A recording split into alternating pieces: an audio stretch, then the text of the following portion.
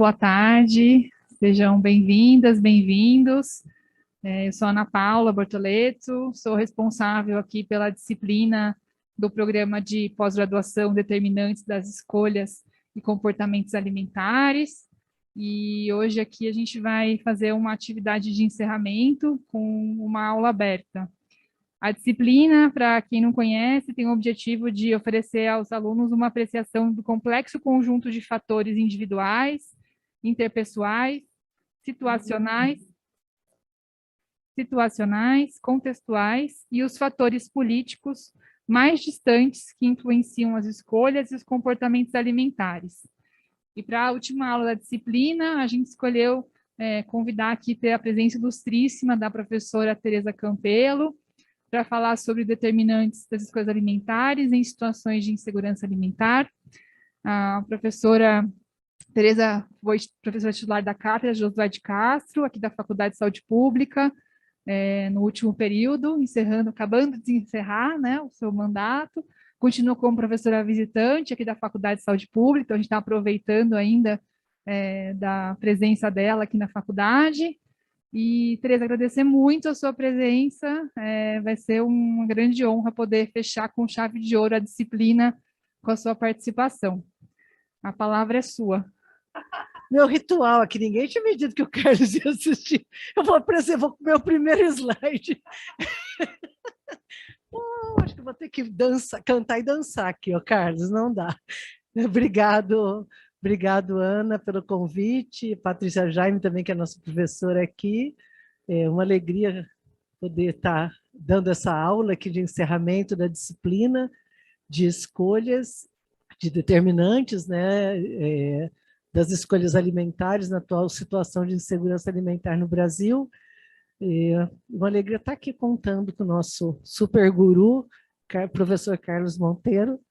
Então, como a Ana disse, né, como nós estamos com parte estamos tendo uma audiência externa também, né, Ana? Vocês aqui, quem está participando do curso sabe, mas para quem está nos assistindo aqui pela internet, a disciplina já olhou determinantes das escolhas alimentares para além da questão da insegurança alimentar, né, Ana?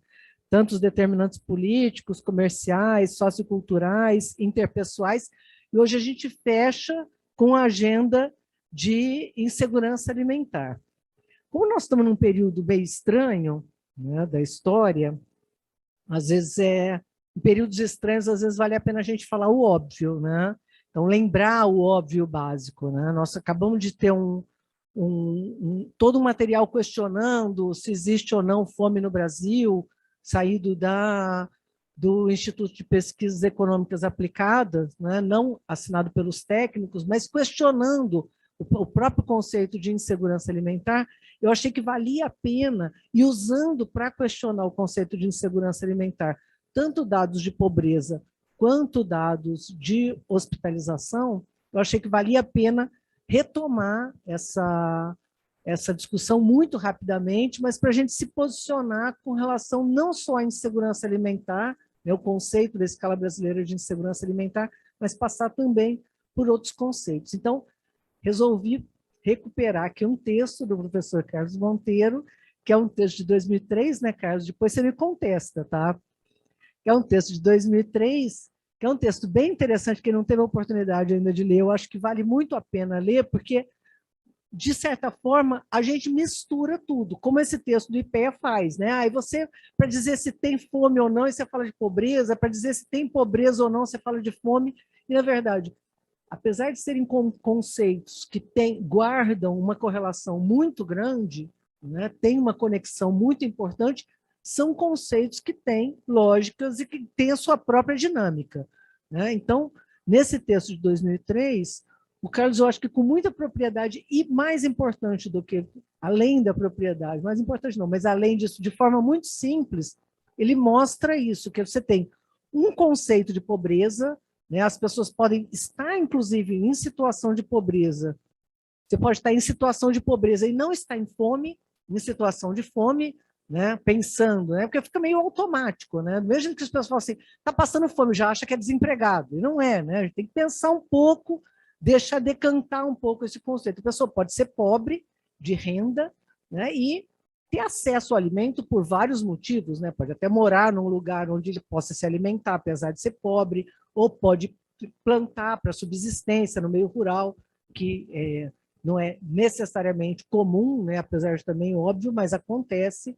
A pessoa pode estar em situação de desnutrição e não ser pobre por problemas biológicos, aí vocês são da área, saberiam dizer melhor que eu, depois aí ou o Carlos ou a Maria Laura podem nos ajudar, mas certamente vocês sabem, mas para quem está nos assistindo e eventualmente não é da área de saúde pública ou de nutrição, a pessoa pode não estar conseguindo assimilar o conjunto de nutrientes, porque tem algum problema biológico, né? E agora, em geral, vocês veem que esse círculo, até eu gostei bastante do desenho, Carlos, porque o círculo é muito provável que uma pessoa em situação de fome, ela em grande medida seja pobre, né? E se ela estiver em fome por um período maior do que passou fome uma semana ou duas, que aí não entra em situação de desnutrição, mas ela passou fome por um período mais prolongado, ela já entra numa situação de comprometimento da sua situação nutricional.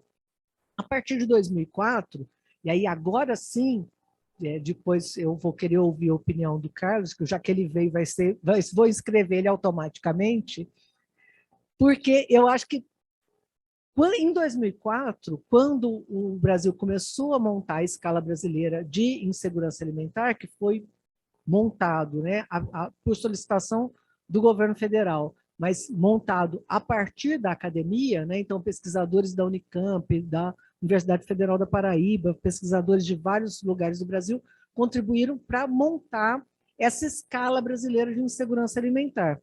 A escala, eu acho que é um conceito que se soma a esse, né, Carlos? Eu tentei fazer um desenho, né? Porque eu acho que a pessoa pode estar em situação de insegurança alimentar e não necessariamente ser pobre, não necessariamente estar em desnutrição e não necessariamente estar em fome, né? Por exemplo, comendo um monte de macarrão instantâneo com salsicha, certo?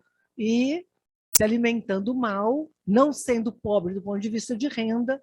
Então, assim, eu acho que você tem um conceito aqui que também, eu até fiquei em dúvida de onde botar isso aqui, depois você me critica aqui, bem à vontade, tá, Carlos? Mas, assim, se sobra essas bordinhas aqui mesmo, se sobra essa aqui, fiquei em dúvida de onde colocar o círculo, mas eu acho que é um debate interessante de fazer, porque é um conceito, um quarto conceito para além desses. Então, eu queria rapidamente passar, pelo menos por pobreza e fome, porque desnutrição, vocês são craques, e depois passar em insegurança alimentar. Então, a fome, a gente pode... até achei que eu ia começar pela pobreza primeiro. Esse é um gráfico que a FAO costuma usar, falando de subalimentação, população em situação de subalimentação, e é o conceito que eles usam para dizer se o país está ou não dentro do mapa da fome. Para além das questões, que eles olham muito disponibilidade de alimento no país, né? Então, quanto que o país produz, quanto que ele exportou, mas quanto que ele importou, né? Mais um conjunto de outros elementos, e eles não levavam em consideração antes a alimentação fora de casa, que é um conceito que no Brasil é bem importante, em especial para a população pobre, por conta das crianças tendo acesso ao Programa Nacional de Alimentação Escolar. Quando eles passaram a computar esse conceito, esse gráfico mudou. De forma que, em 2003, a gente tinha em torno de 10% da população brasileira em situação de subalimentação, caiu para 1,7%. Né? Essa queda, eu acho que para além de cair de 10% para 1,7%, o que eu acho que é o mais impactante de olhar é o período curtíssimo de tempo que essa situação se alterou. Então, você tem pouco mais de 10 anos, uma alteração do padrão no Brasil muito rápido. Você não consegue explicar, aí sim, você não consegue explicar como o Brasil tão rapidamente transita de uma situação para outra, sem olhar, por um lado, pobreza e, por outro lado, acesso a políticas públicas. Então, eu queria começar... Então, o Brasil sai do mapa da fome aqui em 2014, né? Depois, esse conceito desse modelo, eles pararam de fazer, por isso que eu não trouxe o resto do gráfico. Né? E aí, o que a FAO destaca para dizer por que o Brasil saiu tão rapidamente do mapa da fome? né? E eu vou falar sobre isso, porque depois eu quero falar como voltou para discutir insegurança alimentar e escolhas a partir de, né, desse momento da história tão recente, onde a gente tinha saído do mapa da fome. A FAO destaca em especial 5 grandes questões para explicar como o Brasil tão rapidamente sai qual é a estratégia brasileira que nos levou a essa trajetória. E não é uma única política, uma estratégia multidimensional, ou seja, um conjunto de fatores, dentre eles destacam 5. Prioridade política, né? E não é só uma questão de falar, né? Quando você fala prioridade política, é colocar no orçamento e é também assumir a fome como um problema, né? Quando você assume, significa o seguinte: eu tenho que ter diagnóstico, eu tenho que ter dados, eu tenho que ter evidências, eu tenho que permitir que, com isso, eu possa priorizar, que é construir políticas públicas em se tratando do país, né? Então, assumir um problema, né, é um elemento central da política pública, né? Estados Unidos, por exemplo, não tem trabalho infantil, porque não apura, certo? Primeiro que não é crime, segundo que eles não têm estatística. Então, teoricamente, você não tem trabalho infantil, apesar da gente assistir na televisão aqueles meninos jogando jornal, né, nos condomínios e tudo mais. Então, primeira coisa, assumir como prioridade política e ter dados e evidências. Isso é importante porque a gente está vivendo exatamente o oposto agora. Segundo, o Brasil, como vocês sabem, é um grande produtor, né? Quando eu falo produtor de alimentos, o povo já me olha com aquela cara, principalmente na nutrição, a gente não pode falar produtor de alimentos, né? O Brasil é um grande produtor de soja, de milho, tem capacidade de produzir e alimentar todo o seu povo. Não falta tecnologia, não falta capacidade, não falta conhecimento, não falta área agricultável, não falta clima, né? Não falta gente, recursos humanos. Apesar de ter capacidade para produzir muito, né, e alimentar todo o povo passa fome, não porque não tenha comida, mas porque não tem acesso ao alimento. Então, a grande questão de acesso, por mais que ela envolva outras questões, envolve fundamentalmente acesso à renda, né? Depois a gente pode listar também outras faltas de acesso que eu sei que vocês conhecem, né? O que permitiu que o Brasil garantisse renda para a população para a saída do mapa da fome? Então, primeira grande questão, ao contrário do que as pessoas acham, que é foi o Bolsa Família? Olha para mim, já aparece aquele cartãozinho amarelo, né? Do Bolsa Família, Bolsa Família. Não é, né? Primeira grande questão, política de valorização do salário mínimo. O salário mínimo, nesse período, né, que o Brasil teve essa redução drástica da pobreza e da fome, o salário mínimo cresceu acima da inflação 74%. Se a gente olhar acima da inflação de alimentos, cresceu mais ainda. Então, você tem um período onde o salário está crescendo, está tendo reajustes acima da inflação e os preços estão estabilizados. Isso permite que você, 74%, quase dobra a tua capacidade de produzir, que para a população pobre significa não só aumentar a quantidade de alimentos, mas permite melhorar suas escolhas, né? Depois a gente fala um pouco sobre isso. O aumento no salário mínimo impacta, em especial no Brasil, aposentadorias, pensões e benefício de prestação continuada, que são 3 fontes de renda importantíssimas para a população pobre. No meio rural, uma parcela grande da pouca renda estável que a população tem é exatamente a aposentadoria rural, né? Então, você tem o idoso alimentando aí ou ajudando, tendo uma renda estável para o conjunto da família.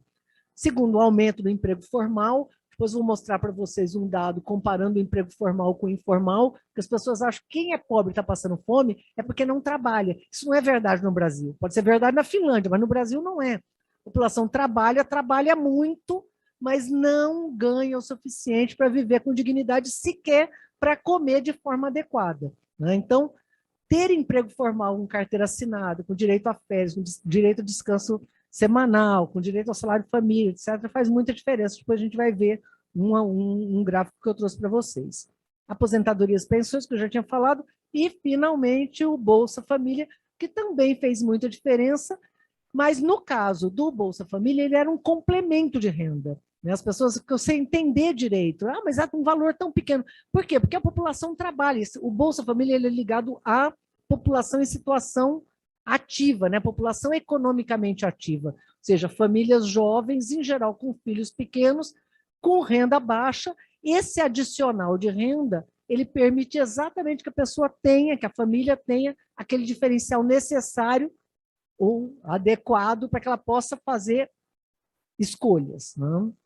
Bom, terceira grande questão é acesso à alimentação fora de casa. Aí eu destaco em especial o Programa Nacional de Alimentação Escolar, mas outros programas também permitiram, né, como restaurantes populares e tudo mais, mas o que tem escala no Brasil, às vezes você tem uma ou outra política interessante como prática, mas ela não consegue reverter o indicador, né? Aqui nós estamos falando de grandes números e de grandes indicadores, né? Então, restaurante popular, por exemplo, ela não consegue ter impacto para mudar, mexer esse ponteiro brasileiro, diferente do Programa Nacional de Alimentação Escolar, que no Brasil alcança 43 milhões de crianças, né? E que passou a contar com aquele, não só com um valor adicional, como com a obrigatoriedade de comprar alimentos da agricultura familiar e locais, né? Permitindo aí que na escola a gente pudesse ter muito mais acesso a alimentos frescos, minimamente processados, né, locais, respeitando a cultura local e assim por diante. A quarta questão, fortalecimento da agricultura familiar e camponesa, que nesse caso tem dois impactos muito importantes com relação à questão da alimentação no Brasil, e a saída do mapa da fome. O primeiro é que, ao fortalecer a agricultura familiar, a gente aumenta a renda no campo. E por mais que a população brasileira seja majoritariamente urbana, né, 85% dos brasileiros vivem nas cidades, e, portanto, a fome de hoje, ao contrário daquela fome lá de Josué de Castro, é uma fome urbana, a população no campo, né, se alimenta muito mal, do ponto de, né, pensando assim, até paradoxal, mas de fato a severidade da pobreza e da fome no meio rural é maior do que no meio urbano. Então, ao fortalecer a agricultura familiar, você consegue entrar nessa rota de que melhora a renda no campo, reduz a pobreza e a fome no campo e, ao mesmo tempo, aumenta a oferta e disponibilidade de alimentos frescos, saudáveis, aquela comida que chega no prato do brasileiro. Para isso, foi um conjunto de políticas públicas, né, que permitiu essa retomada, né? Programa de aquisição de alimentos, fomento, cisternas e assim por diante. E, por fim, a própria FAO destaca a questão da governança, né, ter construído o CISAM, um sistema que ainda é embrionário, de forma intersetorial, multidimensional, articulando não só o governo federal, estados e municípios, mas articulando o conjunto dos órgãos em cada um desses espaços, dessas esferas, permitindo que a gente possa administrar melhor essa agenda da comida, que não é só uma agenda da saúde, não é só da educação, não é só da agricultura e assim por diante. Então, e o controle social e o CONSEA, né? A Ana teve aqui,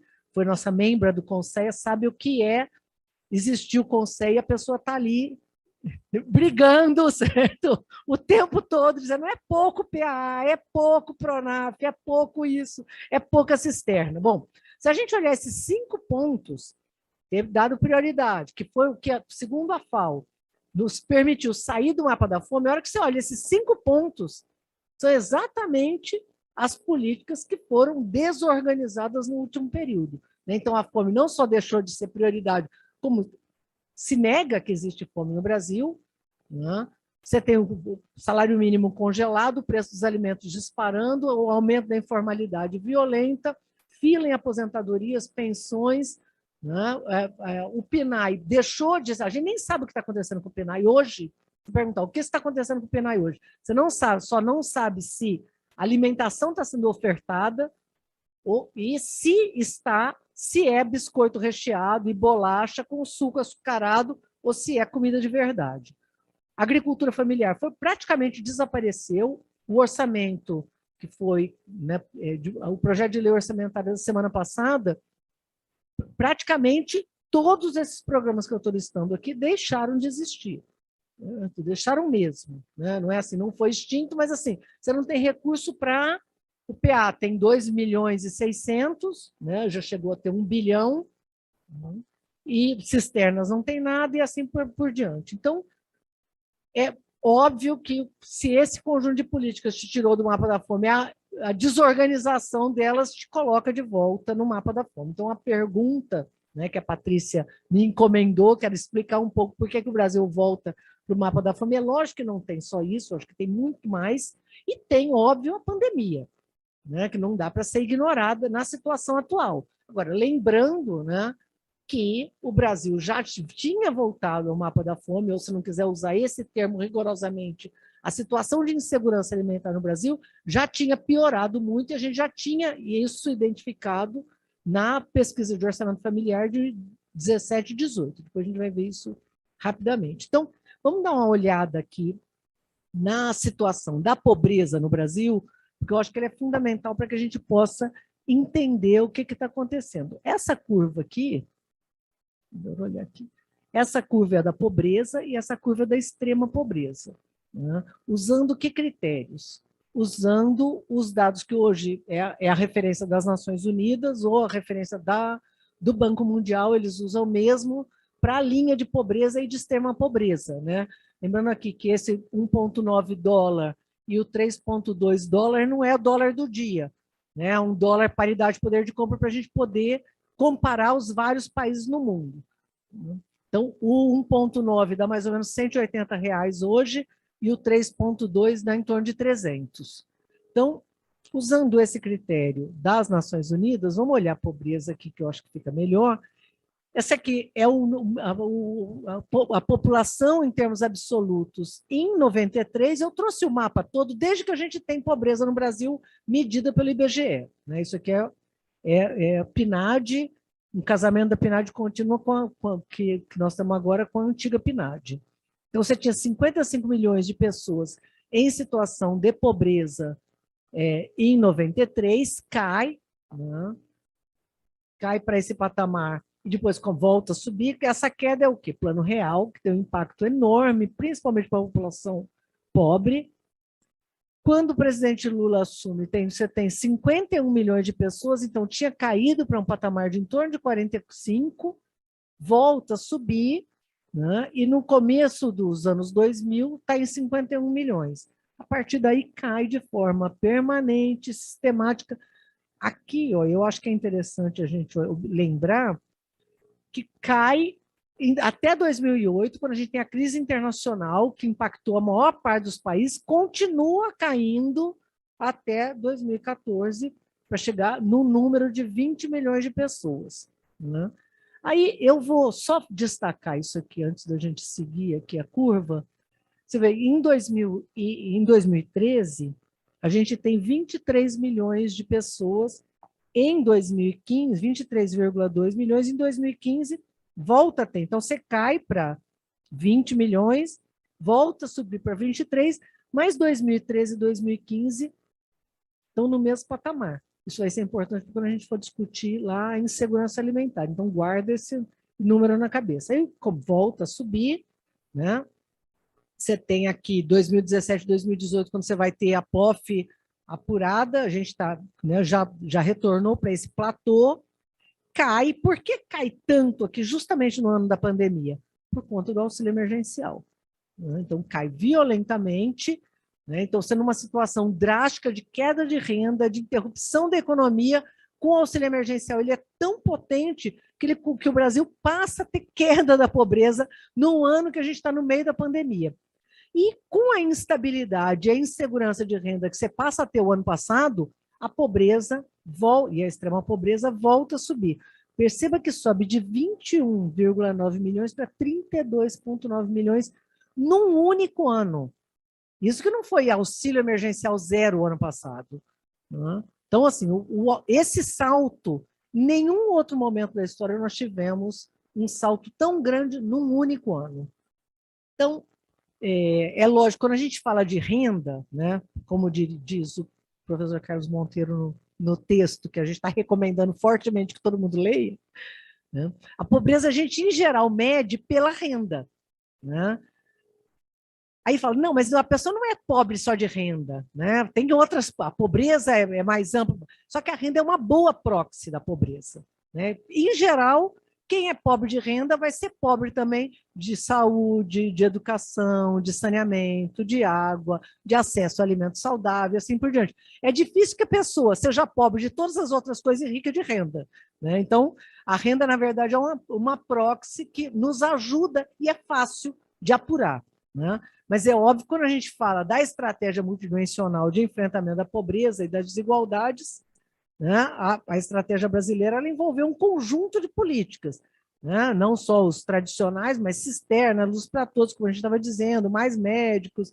Você tem um conjunto de políticas para que, de fato, as pessoas saiam da situação de pobreza de forma estrutural. Mas a medida da pobreza através da renda ela é bem mais fácil e ela ajuda a gente a organizar as políticas públicas. Isso não quer dizer que a gente só deva tratar de renda para tirar as pessoas da pobreza, né? Bom, aí, entrando rapidamente aqui na escala brasileira, você está me controlando o tempo?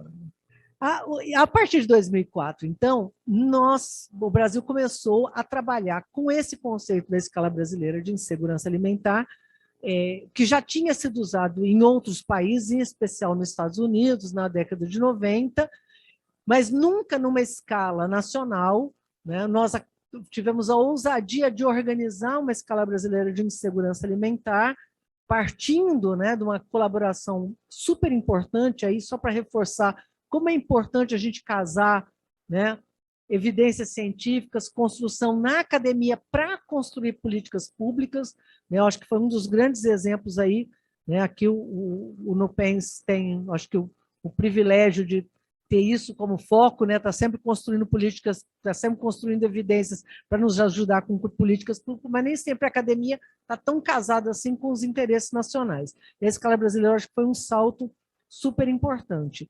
Eu trouxe aqui muito rapidamente para vocês um desenho, mas eu não sei se vai dar para ler, né?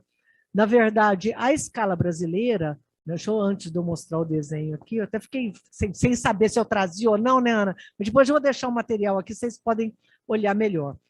A escala brasileira ela foi montada em 2003, apresentada em 2004, né, medida, aliás, desculpa, apurada em 2004 pela primeira vez, e, como toda escala, ela organiza um conjunto de questões para nos ajudar a entender a intensidade, a variação de intensidade. E no caso da escala brasileira, nós já estamos, né, com vários inquéritos montados, né, eu acho que a gente conseguiu, eu particularmente acho super interessante olhar, né, a gente até apresentou isso numa aula, né, Maria Laura, discutindo a escala. Vale muito a pena, eu deixei a bibliografia aqui de referência para vocês no último slide, porque a gente montou em 2004 uma escala, mediu ela em 2004, depois de 2009, 2013, 2017 e 2018 com a POF, e depois 20 e 21 com a rede Pensando, não feita pelo IBGE, mas usando a mesma metodologia.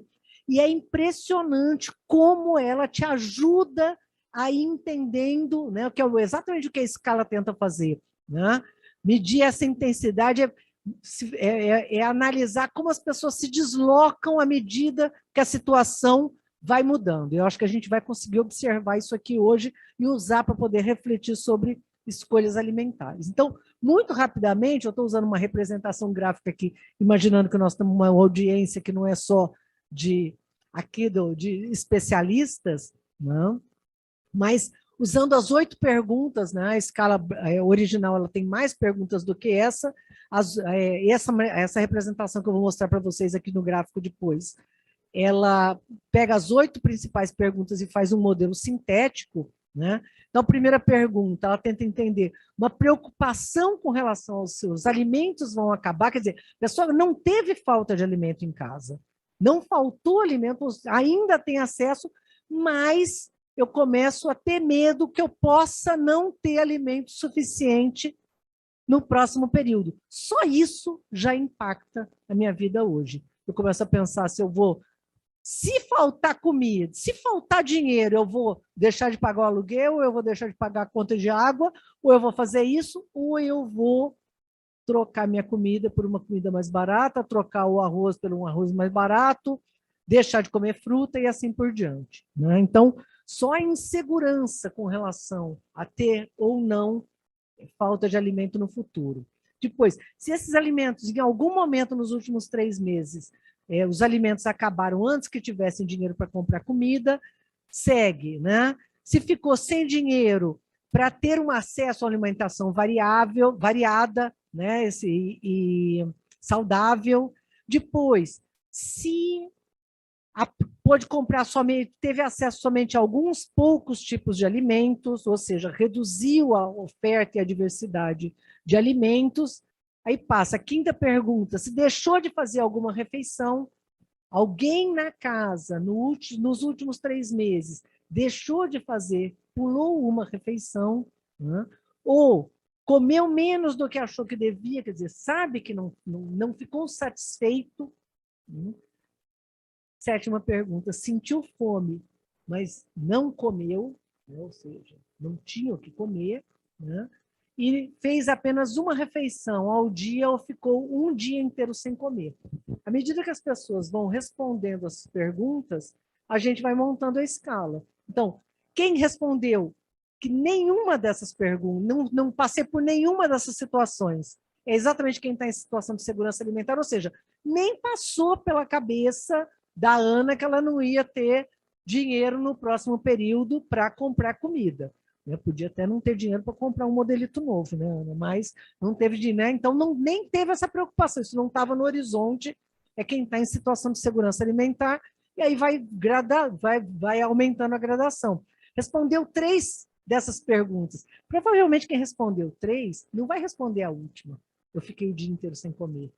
Vai responder: olha, acabou antes, né? Ou eu estou preocupado porque eu não sei o que vai acontecer o mês que vem e não tive, né? Tive que piorar um pouco, né? Reduzir a qualidade do que eu estava comendo. Então, até 3 respostas afirmativas em segurança alimentar leve, 4 a 5 respostas é a moderada, e mais do que 5 respostas, essa pessoa já está em situação de insegurança alimentar grave. E aí, mostrando aqui como essa escala se desenvolveu ao longo do período, aqui em vermelho, a situação de segurança alimentar, e aqui o cinza mais escuro, o cinza médio, né, e o cinza mais clarinho, pegando aqui a insegurança grave, a moderada e a leve, e aqui segurança alimentar. Percebo que em 2004, a primeira vez que a escala é apurada, é feito um inquérito, a gente tem quase 65% dos brasileiros em situação de segurança alimentar. E já era uma situação grave.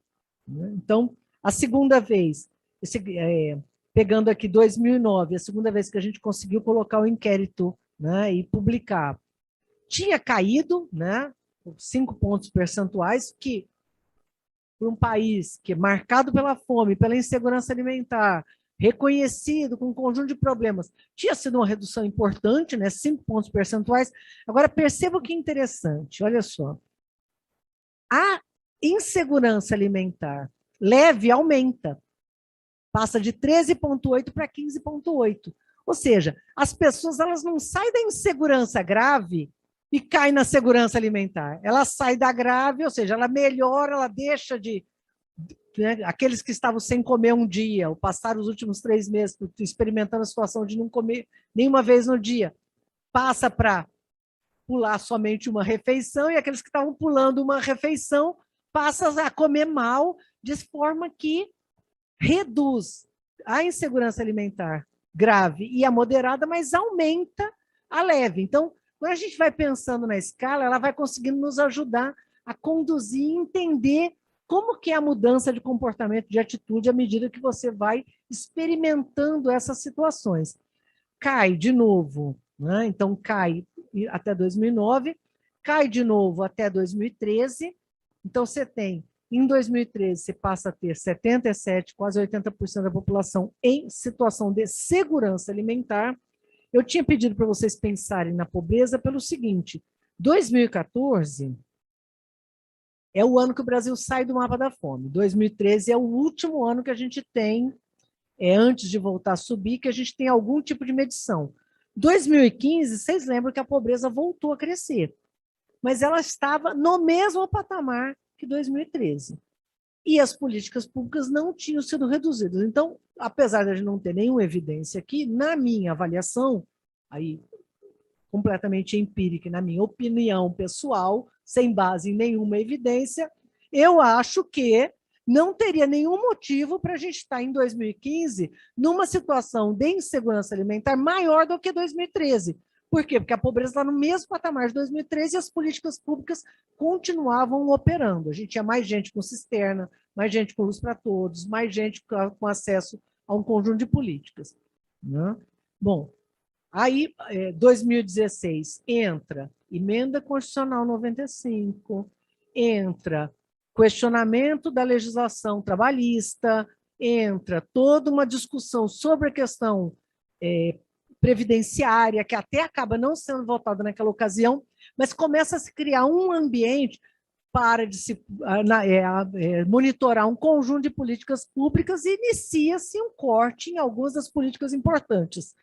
E aí, quando a gente fala em insegurança, é insegurança mesmo, não significa que a pessoa está passando fome e já está em desnutrição e foi para o hospital internada. A pessoa começa a viver um ambiente que o desemprego está aumentando, corte de políticas públicas, a merenda escolar já não é mais aquela Brastemp, e assim por diante. Então, você começa a gerar um ambiente de insegurança que é super importante. Por quê? Porque ele determina as escolhas que essa população vai fazer. Quando a gente apura, quando o Brasil apura, aqui pela pesquisa de orçamento familiar 2017-2018, mais uma vez, nós levamos um susto, né? Ninguém imaginou que a gente ia voltar em tão pouco tempo, em 2018, se a gente olhar o bloco todo da segurança alimentar e da insegurança alimentar, a gente volta para um patamar de 2003, né, de 2004. Então, a situação global, é lógico que a insegurança leve é a que mais aumenta, mas aumentam todas, e a segurança alimentar ela já é, né, menor em termos proporcionais e em termos absolutos, certamente, do que a que a gente tinha em 2003. Quando a rede de pesquisadores em soberania e segurança alimentar apura mais uma vez, agora preocupado com os impactos da pandemia, no meio da pandemia, né, ao final de 2020, vendo toda a situação que tinha acontecido no Brasil, né, não só com o desmonte de políticas públicas, mas com a gravidade da situação que a gente já via nas ruas, né, eles lançam um inquérito com base na mesma metodologia do IBGE. Aí sim, o dado é chocante, porque a gente passa a ter a situação de segurança alimentar menor do que a de insegurança, né? Então um crescimento altíssimo, 19 milhões de brasileiros em situação de fome, né, de insegurança alimentar grave, e em 2021, que os dados foram publicados recentemente, nós chegamos nesse valor que são, né, nesse dado, que são 33 milhões de brasileiros em situação de insegurança alimentar grave. Se a gente somar os 32 milhões com os 33 milhões com os 32 milhões em situação de insegurança alimentar moderada, das 65 milhões de pessoas, é como se a gente dissesse que uma França inteira ou uma Inglaterra inteira estão em situação de insegurança alimentar, né? E o dado global envolvendo aí a população que não se alimenta de forma adequada, come muito energético, come muito, né, alimento ultraprocessado, muito macarrão, né, ou muita farinha, ou só arroz e feijão, não está comendo fruta, não está comendo verdura, não está comendo carne, como os dados da Rede Pensan revelaram. Então, aqui mostrando rapidamente para vocês, antes da gente partir para a nossa conversa, né? Esse também é um dado da Rede Pensan que saiu junto com esse inquérito dos 33 milhões de brasileiros. Eu acho ela especialmente interessante pelo seguinte: mostra a situação, né, do chefe de família, pessoa de referência no domicílio, qual é a situação de trabalho. Então, aqui você tem agricultores familiares, ó, o roxinho é insegurança alimentar grave, né? O vermelho, insegurança moderada, a leve, o amarelo, e situação de segurança alimentar, o azulzinho. Aqui é quem está na informalidade. aqui é quem está com emprego formal, o autônomo é regular, né? Então é MEI, é quem está no Simples, né? Não é quem está na informalidade, e aqui quem está desempregado. O que me chama a atenção, e que eu quero destacar, óbvio que quem está desempregado, você imagina que o chefe de família desempregado, a situação de insegurança alimentar é grave, né? Então é aquela resposta óbvia. Quem está passando fome? Quem está desempregado. E quando a gente olha, compara quem está no emprego formal para quem está no emprego informal, né? Quem está na informalidade, o chefe da família, que tem o chefe de família na informalidade, está 3 vezes mais sujeito, corre o risco 3 vezes maior de estar em situação de fome, mostrando aí como essa precarização do mercado de trabalho ela impactou não só a expectativa das famílias com relação, né, à segurança e à insegurança, como a situação de fome efetiva. Por quê? Porque houve a renda foi muito comprimida. Né? Então, não é só eu tenho segurança porque eu tenho carteira assinada, né, porque eu tenho férias, porque eu vou me aposentar. Não, eu tenho uma renda muito menor. Objetivamente, é isso que está acontecendo no Brasil. Acabou de sair os dados, né, sobre o mercado de trabalho, mostrando que aumenta a ocupação, mas a renda caiu. Quer dizer, você tem mais gente ocupada com menos renda. Né? Então, esse não é um dado, não é uma questão trivial, é super importante, mostrando, quando a gente está discutindo segurança, né, tem esse aspecto, inclusive, né? Eu não sei se o mês que vem eu vou conseguir, eu faço bolo para vender no ponto de ônibus, eu não sei se eu vou conseguir vender, eu não sei como é que está acontecendo. Então, esta situação de insegurança, ela impacta, né, a vida das famílias e as suas escolhas alimentares.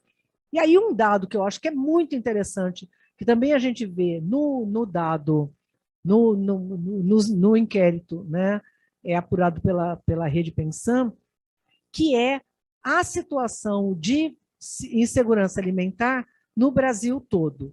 Né? Dá para dizer que, na verdade, a fome foi nacionalizada. Né? Vocês sabem que a gente acabou de fazer um trabalho grande retomando a agenda de Josué de Castro, né? Tem uma publicação que eu e a Ana organizamos, mas que nós estamos com dois colegas que escrevem o primeiro capítulo, o Carlos e a Maria Laura, e tantos outros aqui da casa, mas mostrando isso, que a fome hoje ela é uma fome diferenciada. A fome de Josué, que também envolvia um nível de insegurança alimentar enorme, e a monotonia alimentar, que as pessoas comiam só farinha, né? Farinha com café, misturava a farinha com café, aquela era a comida. Hoje você tem o similar da monotonia, que é o famoso macarrão instantâneo, né? Que também é uma monotonia enorme, que você come macarrão instantâneo na periferia de São Paulo, na periferia de Manaus, qualquer lugar que você vá hoje no Brasil, essa acaba sendo uma solução fácil, prática, né? E terrível. Né? Mas, se a gente olhar em termos absolutos, em termos relativos não, mas em termos absolutos, a fome na época de Josué era uma fome caracteristicamente nordestina e nortista. Então, quando você falava fome, as pessoas pensavam naquela família imigrante. Quando você fala aqui em São Paulo, então a imagem é só essa, né? O jegue e aquela terra rachada, essa é a imagem da fome. Essa fome não é a fome de hoje, certo? A fome de hoje não tem a ver com a seca, não tem a ver com o semiárido, a fome está nacionalizada. Então, se a gente pegar em termos absolutos, você tem em torno de 12 milhões de brasileiros, dos 33 milhões, né, em situação de fome no Brasil, apurado em dezembro de 2021, né, há 6 meses atrás, se tinha 12,1 milhões de pessoas em situação de fome no Nordeste e 11,7, quase 12 milhões no Sudeste. É lógico que nós, proporcionalmente, isso tem outro peso, né? Porque a população no Sudeste é muito maior. Mas, em termos absolutos, isso quebra um paradigma. Inclusive, se você for sair na rua, se você saísse na rua, tinha fome em São Paulo na década de 70, se fosse perguntar quem eram os brasileiros na rua em São Paulo passando fome, eram nordestinos imigrantes. Se você perguntar hoje, é a população paulistana que foi despejada, que perdeu emprego, que está na rua. em muitos casos, famílias. Né? Então, acho que a gente, né, pegando aí um pouco as lições da experiência brasileira de enfrentamento à fome, né, rapidamente, só para fechar e falar de escolhas, eu acho que tem alguns grandes aprendizados que eu acho que a gente tem que levar sempre em conta quando pensa em enfrentamento à pobreza, enfrentamento à fome, a agenda de desnutrição, que são problemas complexos, né, não podem ser enfrentados com uma única política, ter uma estratégia multidimensional, integrar políticas públicas, que ela pode ser multidimensional, mas fracionada, né? A saúde faz as suas coisinhas, a agricultura faz as suas coisinhas. Quanto mais a gente integrar, mais efetiva é a construção das políticas, articular, né, como é o caso do PNAE, por exemplo, governo federal, estados e municípios, ter políticas continuadas. Então não adianta distribuir cesta, não adianta, né, medidas eventuais, né? Nós temos que, inclusive do ponto de vista da insegurança alimentar, você dizer que você vai ter um auxílio emergencial por um período X, e a pessoa não sabe o que vai acontecer depois do período X, gera insegurança e impacta as suas decisões de hoje. Né? Mais ainda se a população já está num período de empobrecimento longo, como acontece hoje, e de endividamento. Né? Então, o dado que sai hoje, por exemplo, do recorde de endividamento da população, ela já dá conta disso. Né? Lá no começo da pandemia, tinha uma parcela da população pobre que tinha alguma coisa. Tinha uma, né? Ou tinha bicicleta para vender. Hoje já vendeu a bicicleta do vizinho, já dividiu a comida com o vizinho e já começou a comprar crédito, né, a comida, ou seja, já está devendo a comida. Né? Então, política continuada e escala. No Brasil não tem como discutir coisas pontuais ou projeto piloto e pensar a agenda de direito e não a agenda da ajuda, não a agenda da filantropia, né? Não a agenda de, né, dar um auxílio, não. Política pública, se é direito de uns, é dever de outros. Dever de quem? Do Estado. Então, deixei aqui para você. Bom, aqui agora fazendo um jabá, né, Ana? Né, o livro, eu vi que tem algumas colegas que já compraram, não precisa comprar, certo? Nem eu, nem a Ana, nem o Carlos, nem a Maria Laura ganhamos nada com isso. Nós temos o livro, está disponível na rede aqui, para quem tiver a oportunidade de baixar o PDF. Inclusive, o livro digital é bem mais interessante, que ele tem aqui acesso a playlist, acesso à obra de arte, ele está uma versão bem interessante, além de dados e todas as políticas públicas que impactaram a alimentação nos últimos 76 anos. E aqui para vocês a bibliografia, depois a gente vai deixar disponível, né, Ana? Agora, eu acho que a gente podia tentar discutir agora, a ideia das escolhas em cima da insegurança alimentar. De certa forma, a gente já veio fazendo isso. Né? À medida que eu ia apresentando, fui falando um pouco. Agora, é impressionante como hoje alguns elementos que têm diretamente ligação com as escolhas estão hiperdimensionados. Pegar o exemplo do gás. Em outros momentos da história, você tinha também problema de pobreza, mas a discussão do acesso, né, como cozinhar, ele era um pouco diferente de hoje. Então, tem algumas questões no processo de tomada de decisão hoje que eu acho que tem um impacto terrível. Né? O gás, eu acho que de todos, talvez seja um que impacta diretamente essa nossa orientação com relação a alimentos frescos e minimamente processados. Né? Se a pessoa não tem gás, ou tem que controlar o gás, a primeira decisão que ela toma é cozinhar o mínimo de tempo possível. Né? Então, quanto mais fresco, mais tempo você vai acabar. Então, esta escolha com relação, porque a gente pensa sempre no preço da comida, né? Mas o impacto das decisões, eu acho que com relação ao que comer, está muito impactada por esse endividamento, que as famílias já vêm de uma redução de renda importante por um período prolongado, né, de perda de renda. E segunda, essa questão, né, não só do preço dos alimentos, então, pobreza, preço dos alimentos, que disparou, Não dá para olhar só a inflação, né? Então, a gente, quando olha preço dos alimentos, os alimentos que mais aumentaram de preço são justamente os alimentos mais saudáveis, né? A gente escreveu também um texto recentemente mostrando que a inflação da salsicha era 1 ponto, vírgula alguma coisa, que praticamente não tinha tido aumento nenhum na salsicha, e a cenoura era a campeã, né, do aumento na ocasião que a gente escreveu esse texto.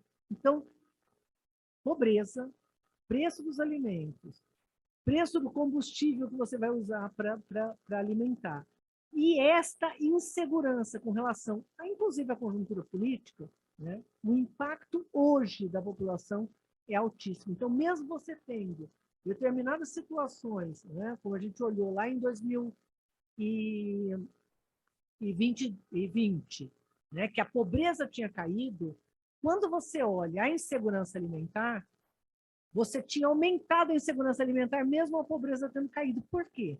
Porque você está num ambiente de insegurança. Isso impacta as suas decisões. Né? Então, qual que era o ambiente de insegurança? A própria pandemia, né, para não falar só da política. A pandemia te gera Ninguém sabia se ia voltar, se ia ter vacina. Né? Pensa em 2020. 2020 nós tivemos. Entra o auxílio emergencial, né, durou 5 meses, depois cai o auxílio emergencial pela metade, avisando que a partir de dezembro não ia ter mais, você está metade do comércio fechado, né? A população pobre tendo que trabalhar, mas sem saber o que estava acontecendo, a onda de Covid mega impactante, né? Parte dos empregos desapareceram, você não sabia se ia ter vacina, se ia ser descoberta a cura ou não, quanto tempo ia demorar. Portanto, mesmo a gente tendo uma redução da pobreza, teve um aumento enorme da insegurança alimentar.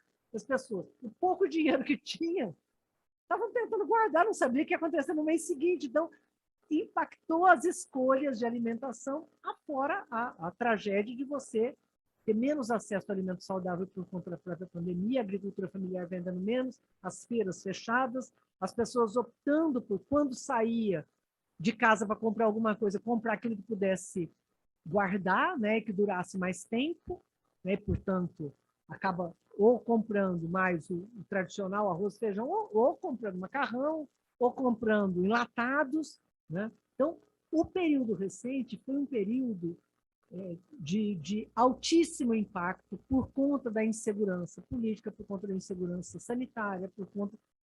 E isso, né, depois até eu acho que a Maria Laura e Carlos e Ana podiam comentar, se tiverem interesse, né, assim, eu acho que nós vamos viver, né, na nossa próxima pesquisa de orçamento familiar, observar um impacto altíssimo na mudança já e na aceleração da transição alimentar no Brasil, infelizmente, que já vinha crescendo, né? E eu acho que pandemia, com esse ambiente de insegurança tão duradouro, terá impactado, talvez, de forma assim, profunda, né, acelerado a transição alimentar. A gente já vinha observando isso em alguns estudos, né?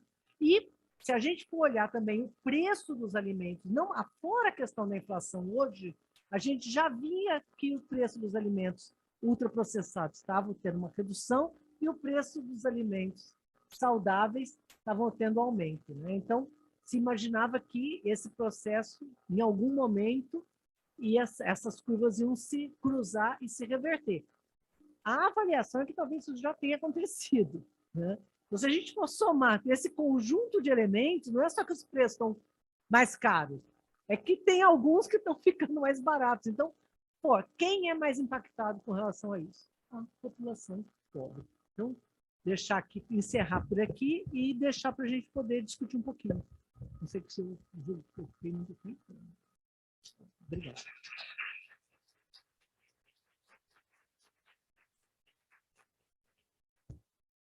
Muito obrigada, Tereza. Não tinha, acho que, forma melhor da gente fazer o encerramento aqui da disciplina nesse momento, nesse contexto tão adverso para escolhas alimentares saudáveis no Brasil, a gente conseguir estar aqui com você para fazer essa discussão e esse olhar tão impactante sobre a situação atual.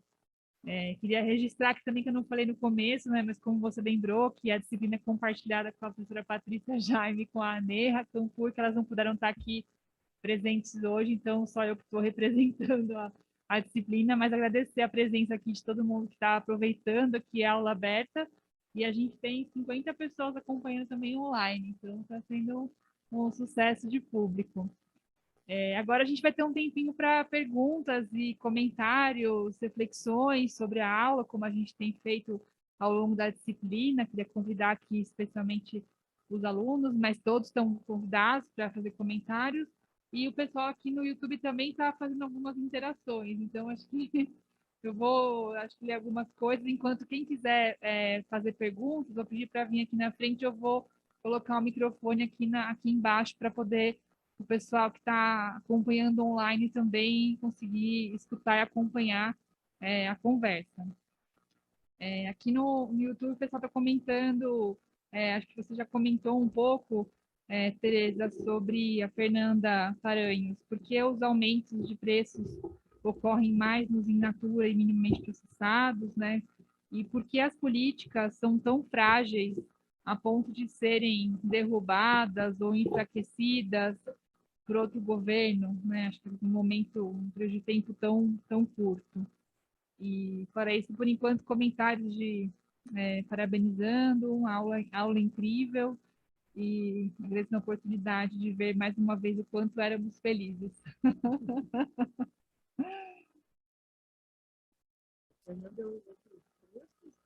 Fernanda. Isso. E queria abrir a palavra aqui para quem está aqui presencialmente, quem quer comentar, perguntar, pode vir. A gente faz um bloco, tá? Tereza, mais umas 2 perguntas. Depois... Essa aqui. Bom, primeiro quero agradecer, né? Essa aula foi incrível, foi realmente uau. E retomando as coisas que você falou, né? A gente vê como que essas políticas públicas que a gente teve, algumas a gente não tem mais, foram... Vocês estão me ouvindo agora? Agora sim, né? Bom, retomando essas políticas públicas que você falou tão bem sobre, e que a gente vê que muitas foram desmontadas, paralisadas, ou até extintas, né? Como elas foram importantes em relação à insegurança alimentar, eu queria te perguntar se você acha que só retomá-las nesse momento daqui para frente é o suficiente, creio eu que não, né? E pensando em novas políticas públicas, se você poderia dar uma luz sobre quais a gente poderia desenvolver, ou então alguns pontos principais para a gente focar no futuro. Obrigada, Tereza. Prazer enorme te ver, e acho que eu reforço, né, que a gente era muito feliz. A gente olha o que a gente já teve e onde chegamos, é uma coisa bem triste, né? Eu acho que pegando o gancho da pergunta dela, né, sobre como a gente retoma, né, assim, qual é o caminho daqui para frente, né, 2023 para frente, já assumindo que vai dar tudo certo. E eu queria te pedir para falar um pouquinho da renda mínima, se tu puder, né, onde que ela se localiza aí nesse guarda-chuva de políticas e qual a diferença dela para outros programas, né? E acho que também conversa um pouco com a pergunta da Fernanda no YouTube, né? Essa é uma política menos frágil, ela é diferente, né? Se tu puder conversar com a gente um pouquinho sobre isso, tá bom? Obrigada. Acho que a gente pode... pode. Última pergunta, a gente volta para a Tereza. Boa tarde, Tereza. Muito bom ouvir você. Parabéns. Puxando um gancho também na pergunta da Maria Laura, pensando num cenário, num bom cenário, que uma possibilidade de ter um cenário mais favorável, tem alguma pesquisa sobre qual que seria em tempos, em anos, né, para a gente voltar a ter uma melhora nesses indicadores? Acho que eu vou pela ordem aqui. Primeiro, a questão dos preços, né? Na verdade, vou fazer o contrário, porque eu já respondo essa como parte das questões, né? Só retomar.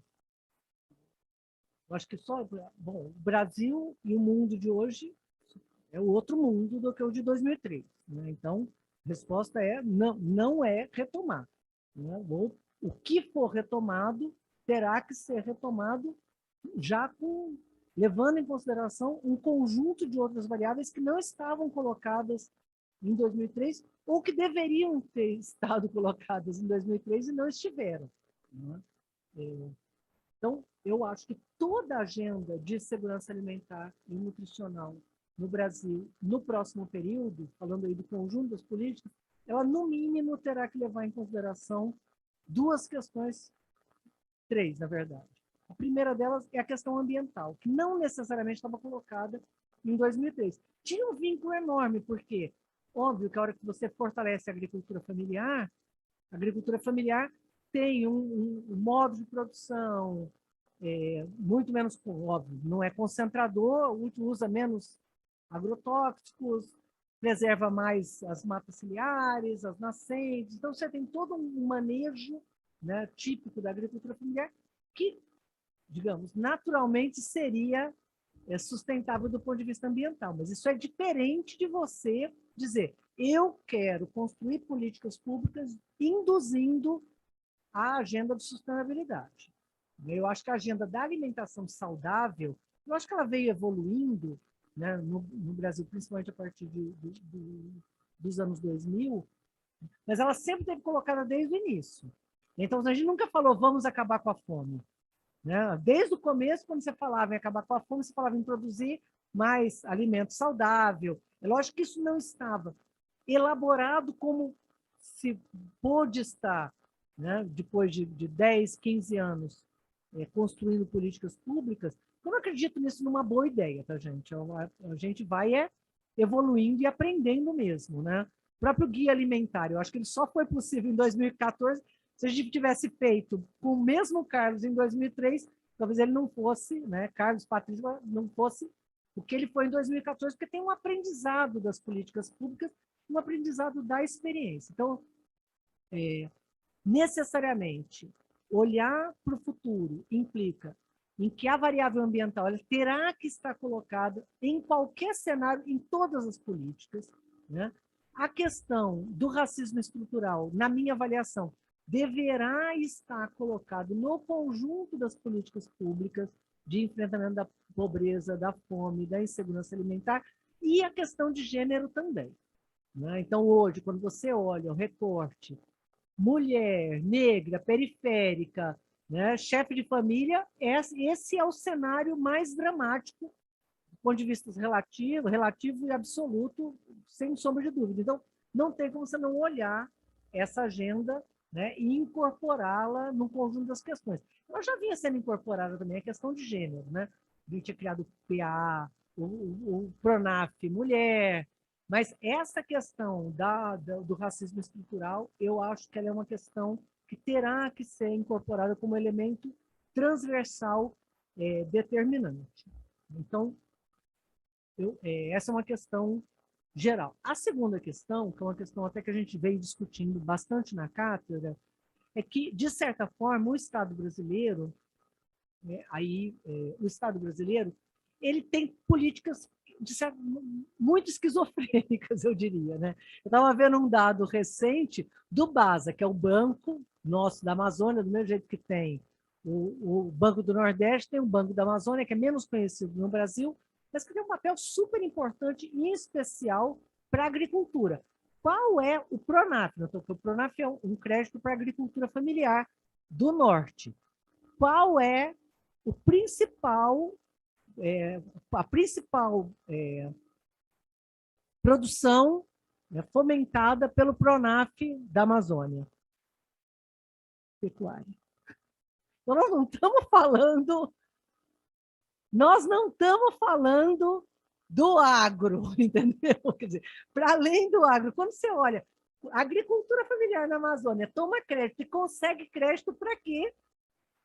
Produzir carne. Então, ou a gente repensa, né, dá coerência para o conjunto das políticas públicas, isso é um desafio, né? Estou falando até muito em cima, né, do que a gente mesmo vem discutindo aqui na casa, no NUPENS e na cátedra, né? Como organizar e dar coerência para as políticas públicas. Né? Esse eu acho que é um grande desafio, até porque a integração de políticas públicas não é uma coisa trivial.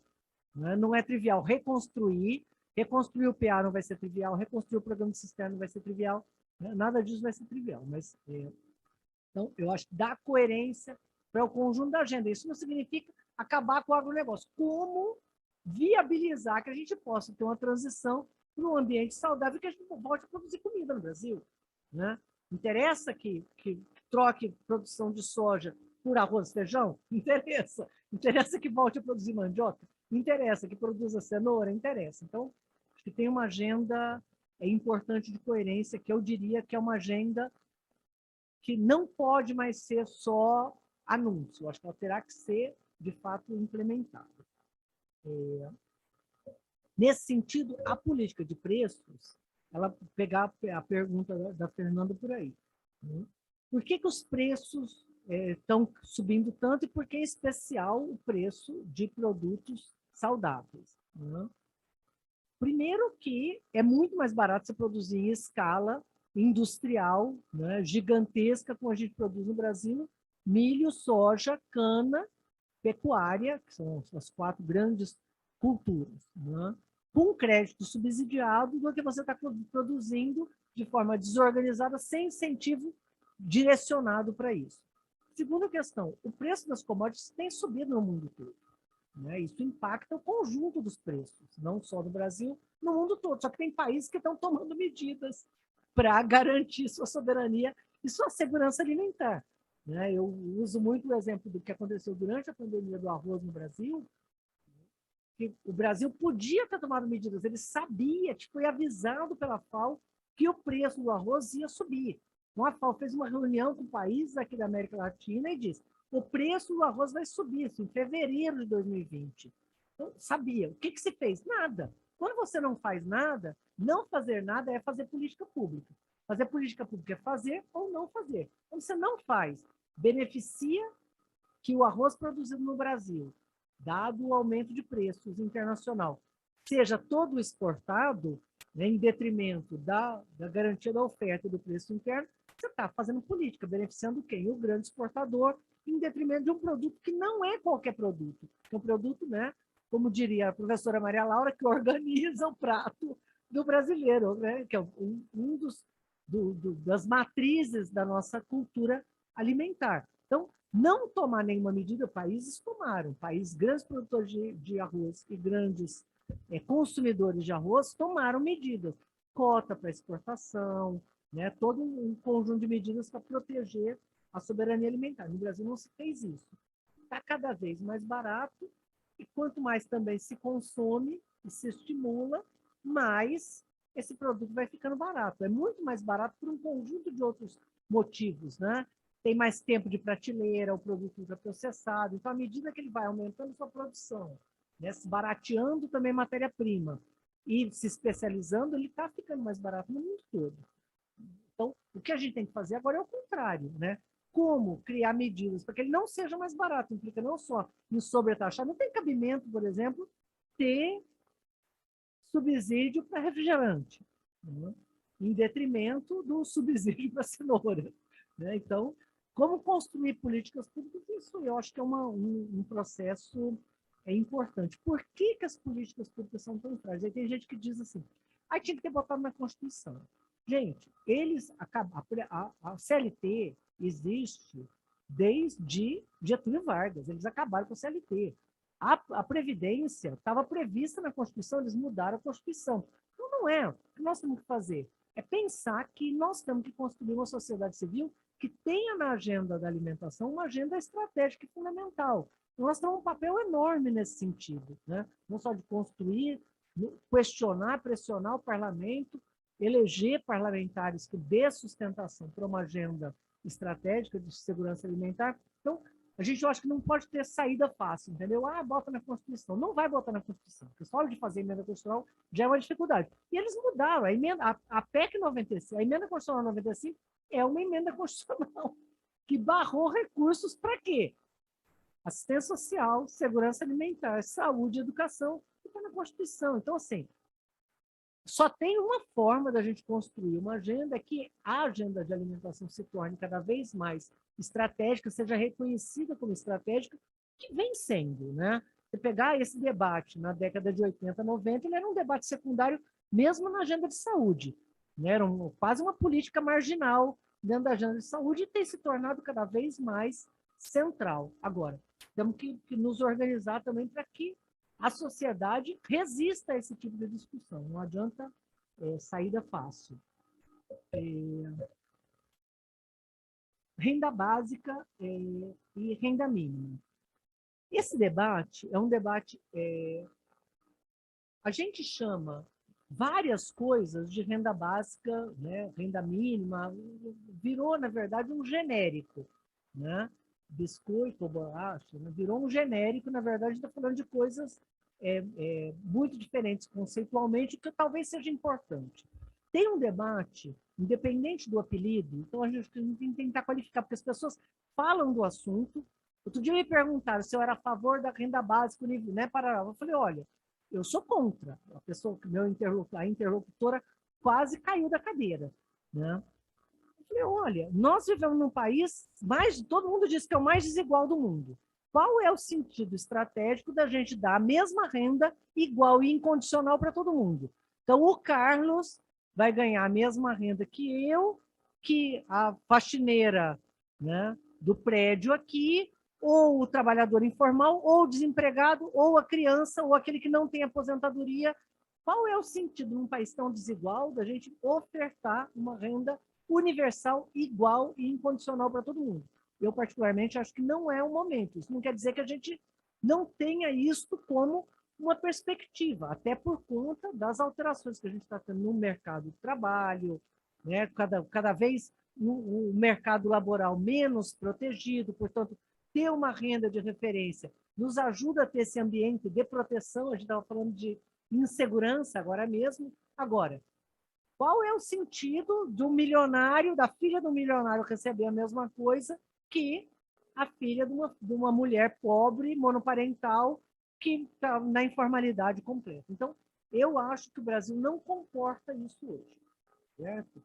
A renda, que é o conceito, né, de renda básica, ela é universal, igual, né? Universal tem esse sentido, todo mundo ganha igual, né? Incondicional, independente da idade, da classe social, da renda, do gênero, etc, etc. Eu acho que isso não cabe no Brasil hoje, que é um Brasil marcado pela desigualdade de idade, desigualdade de cor, desigualdade entre homens e mulheres e assim por diante. Então, eu acho que a gente tem que ampliar a renda, ter um patamar de renda que seja universal para os que precisam, e não universal para todos os brasileiros, né? Então, isso é o que eu tenho batalhado e defendido. O problema do desenho esse dos R$600, que agora virou outro, todo mundo fala dos 600, é que do jeito que ele foi desenhado hoje, ganha R$600, né? Um homem branco, né, pobre, ou uma mulher pobre também, mas com 2 filhos. Então, ganha os mesmos R$600. Então, você tem um homem com R$600 e uma família de 3 pessoas, sendo uma mulher e 2 crianças, de menos de 3 anos de idade, com R$600. Um ganha 600 per capita, o outro ganha 200 per capita. Então, qual é o sentido de se manter uma política dessa? Por isso que a gente está discutindo retornar, avaliar a composição familiar como um elemento estratégico na construção de políticas públicas, em especial de transferência de renda. Quanto tempo para retornar? A última pergunta. Eu acho o seguinte: primeiro, hoje, o nível de desorganização do setor público, em algumas áreas, é pior do que o de 2003. Certo? A gente retroagiu muito. Agora, eu acho que nós temos um aprendizado que não não é dispensável, né? A gente tinha uma professora que até quando faleceu, a professora Ana Peliano, estava aqui no IEA, né, que é uma técnica do IPE, especialista na agenda de fome, tem uma contribuição gigantesca do Brasil, e ela relata, né, como as políticas públicas no Brasil, né, quando a gente olha assim, um momento daquele desespero, né, com a tragédia da desorganização, mas ela vai relatando como as políticas, se for pegar, por exemplo, o PNAE, que é uma política longeva, né, existe desde o pós-guerra, ele veio tendo momentos de melhora e piora, mas ele veio se mantendo. Então, você tem uma memória no setor público que também se acumula. Então, por mais que seja muito difícil reconstruir, não será trivial, eu acho que nós temos ainda uma memória muito forte no setor público que está retida pelo conjunto dos técnicos, né, pela própria máquina pública. Né? A gente chama de máquina pública, são pessoas. Né? Então, talvez daqui a 20 anos a gente tivesse perdido isso de forma irrecuperável, mas hoje não. O guia alimentar está colocado. Você conversa com o povo hoje da área de saúde, o guia alimentar continua colocado, apesar de ter sido bombardeado por todos os lados. E, né, se a gente tivesse continuado numa rota de implementação, talvez hoje a gente tivesse no guia 4.0, né? Uma implementação 4.0. Nós estamos lá no mesmo guia ali, seguindo o arroz com feijão, mas ele continua vivo. Então, eu acho que vai ser mais fácil, não demoraremos 10 anos para sair do mapa da fome. Obrigada, Tereza. A gente tem agora um último bloco de perguntas. Eu vou cometer a indelicadeza de sair antes, mas a Maria Laura vai poder me representar aqui para fazer a leitura aqui das últimas perguntas. Maria, por favor, te mandei aí para o YouTube e também dá a oportunidade aqui do pessoal presente fazer a última rodada de perguntas e agradecer mais uma vez. Foi muito bom. Desculpa. Alguém mais quer falar daqui, gente? Antes de eu fazer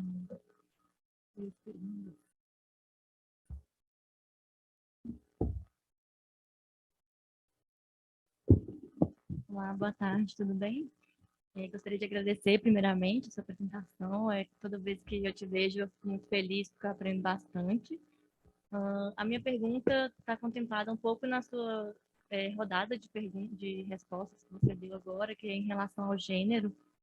Eu queria entender melhor, assim, por que as mulheres elas são mais vulneráveis a essa questão da insegurança alimentar e quais seriam os impactos específicos para as mulheres por causa da insegurança alimentar, né? Por exemplo, crianças podem ter um impacto no desenvolvimento, no longo prazo, mas e as mulheres? Quais seriam os impactos específicos para elas? Obrigada. Mais alguém aqui? Eu olhei um pouquinho no chat aqui, eu acho que a maioria já, de alguma forma, respondeu, Tereza. Mas tem uma pessoa aqui, a Cláudia, pedindo para te falar um pouco da representação popular, né? Do controle social e a importância disso para as políticas de gestão. E acho que tem, assim, no geral, as perguntas são um pouco sobre o que tu falou, né? Quais as estratégias para retomar e se existe uma diferença, assim, entre estratégias de curto, médio e longo prazo. Assim, se é uma coisa que dá para fazer, né, que ataque alguns problemas com urgência e outros a gente tem que pensar mais longo prazo. Acho que é isso. Mais alguém, gente? Daí a gente encerra, então, o último bloco. Bom, essa das mulheres, eu acho que vocês até podiam me ajudar um pouco, né? Não é a minha super especialidade, mas, de fato, o que acontece? Primeiro, talvez a principal coisa a entender é por que nisso a questão da pobreza ela tem ligação, que é porque a pobreza impacta mais crianças. Né? Não sei se vocês já tiveram a oportunidade de ver o desenho da pobreza quando você olha por faixa etária. No Brasil, em especial, quando você olha a situação de pobreza por faixa etária, quando você olha depois dos 65 anos, agora talvez a curva seja depois dos 70, né? A população em situação de pobreza e extrema pobreza acima dos 70 é muito pequena. Por quê? Porque tem direito à aposentadoria, tem direito à aposentadoria rural, tem direito ao benefício de prestação continuada, então está coberto do ponto de vista das políticas públicas. Quando você pega faixas mais estruturadas do ponto de vista do mercado de trabalho, você acaba vendo já pessoas mais estabilizadas, os filhos vão crescendo e eles mesmos começam a trabalhar.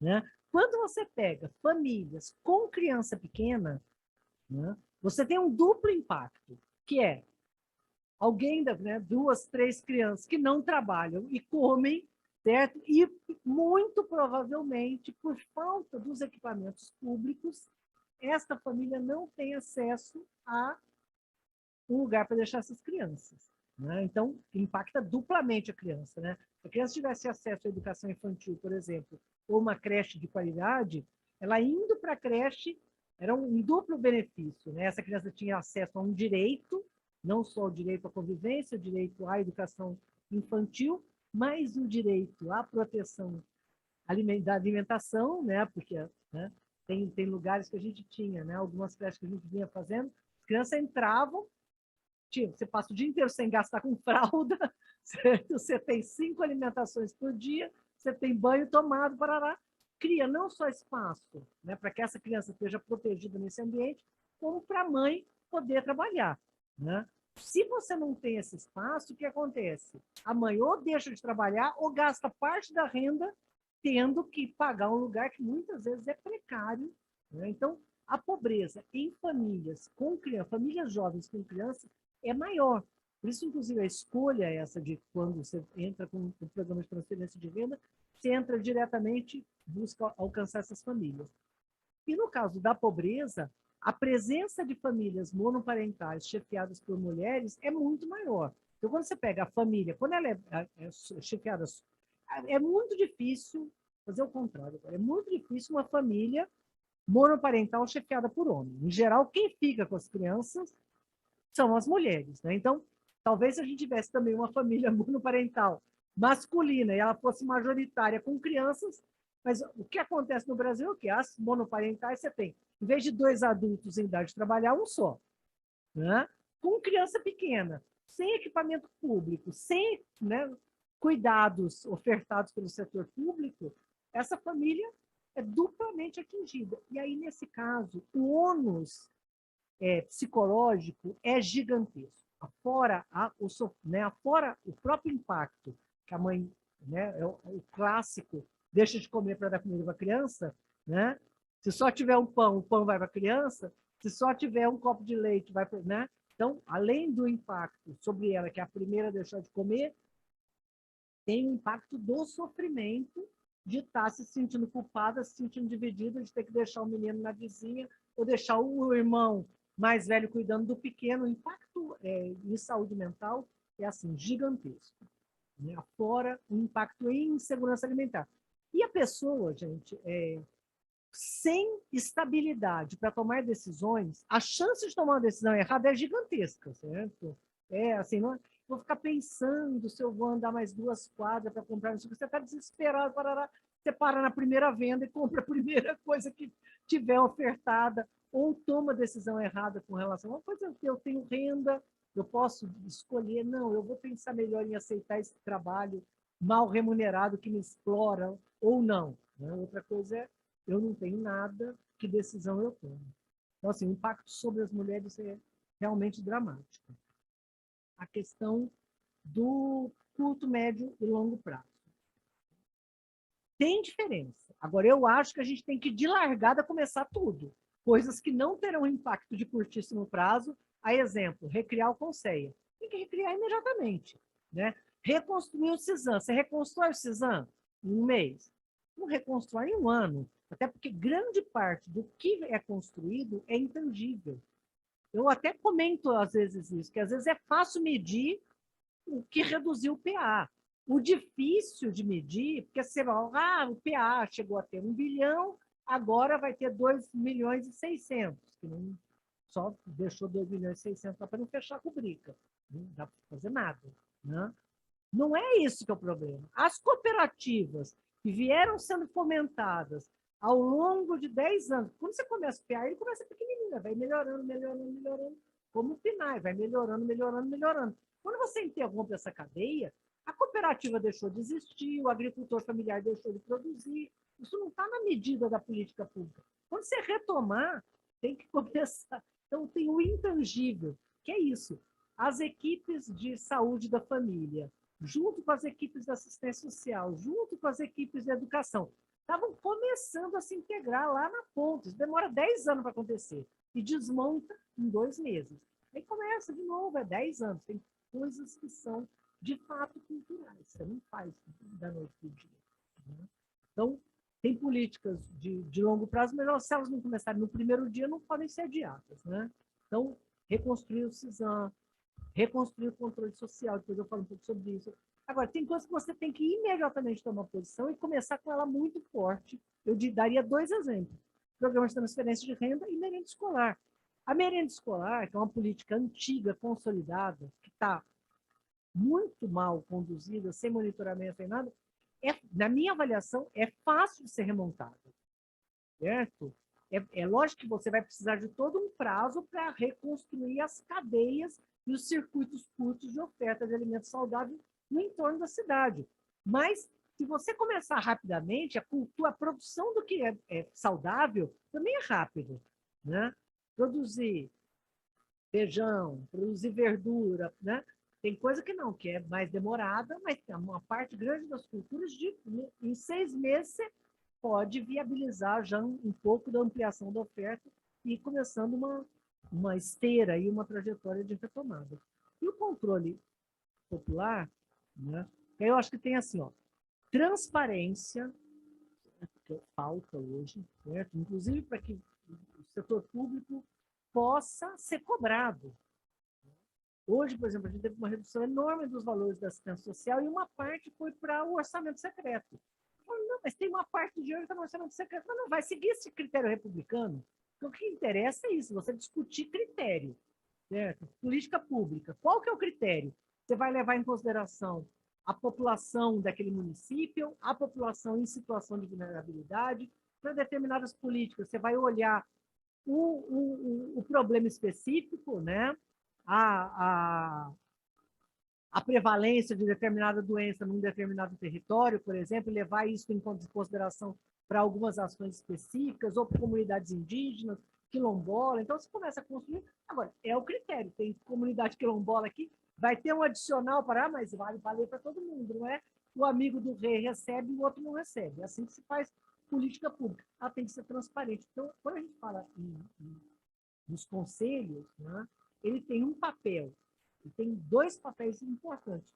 Esse do controle e da denúncia. E o outro é que, no caso da segurança alimentar, a participação social foi estimuladora de um monte de coisa que a gente fez. Coisa que em outros conselhos, até óbvio que também aconteceu, mas no caso do conselho é espetacular. Né? A questão das cisternas, por exemplo, né? Que foi estimulada e construída junto com, né? a melhoria do PRONAF, por exemplo. Não tem que ter PRONAF para mulher.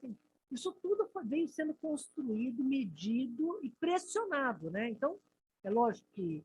Então, assim, esse papel para acelerar a política pública, ele é muito importante. Né? Acelera mesmo, porque o gestor, por mais que ele esteja bem intencionado, é difícil, a gente é super difícil administrar.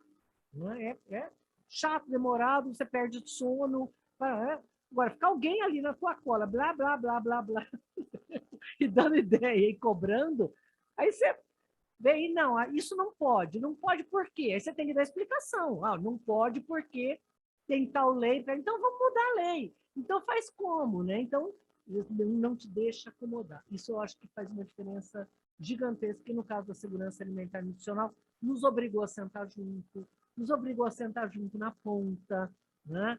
Criou um conjunto de mecanismos para além do tradicional controle, monitoramento e transparência, né?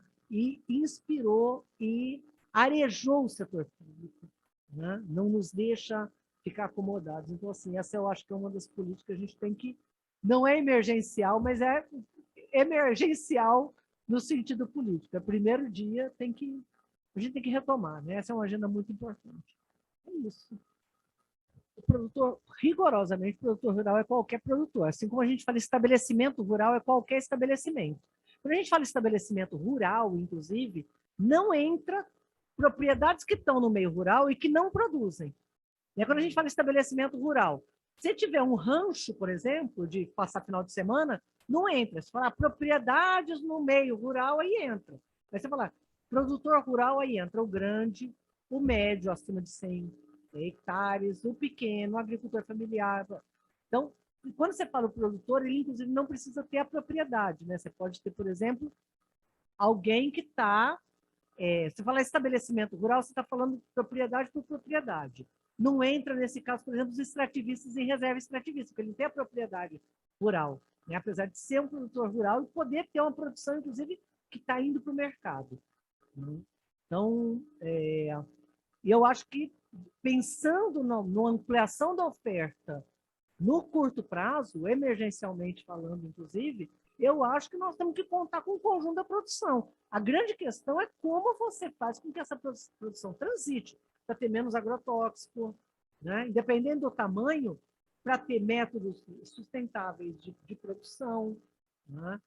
Menos emissão de carbono, etc. Então, e que produza comida, né, gente?